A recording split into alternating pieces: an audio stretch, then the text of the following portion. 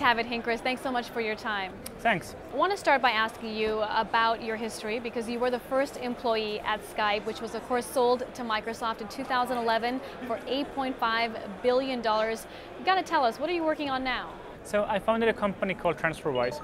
Transferwise is an online peer-to-peer money transfer platform. When I moved from Estonia to London myself, I realized that the banks are really giving me a hard time when I'm transferring money, and I was losing a lot of the money I was transferring. So together with my co-founder, we found a much better way of doing it.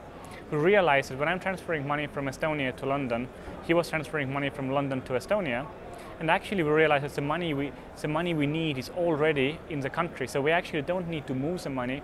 We can just change the ownership of the money in the country. Based on this, we set up Transferwise to help everyone in the world transfer money across the world for a very low price, very quickly.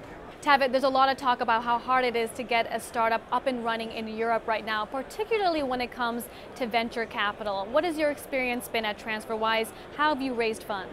We have raised a total of $33 million, and we're backed by Peter Thiel, who was the founder of PayPal, and Richard Branson, who is a famous disruptor in Europe. I think the funding landscape in Europe is becoming better and better every day. But also it's worth remembering that if you're a startup in Europe, you're only a short flight away from the US. So when we were raising our seed round, we raised it from IA Ventures from New York and also Index Ventures in London. During your time at Skype and now at Transferwise, what do you think has been your biggest challenge that you have encountered?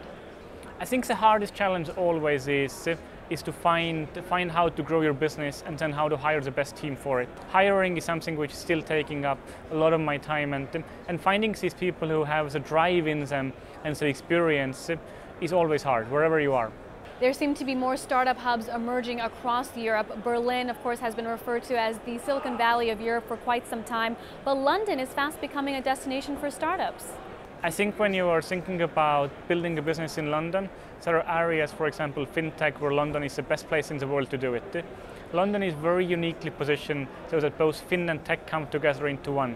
And London today has more people working on fintech than either Silicon Valley or New York. Berlin has lots of activity happening, especially in consumer web space. Then we have Scandinavia. So if we look at Sweden, Spotify, Klarna, iZettle, it has a number of unicorns come from very small places. I think all of these are examples where you have a high concentration of talent that is fueled by passion that's come together and has gained a critical mass to start building an ecosystem.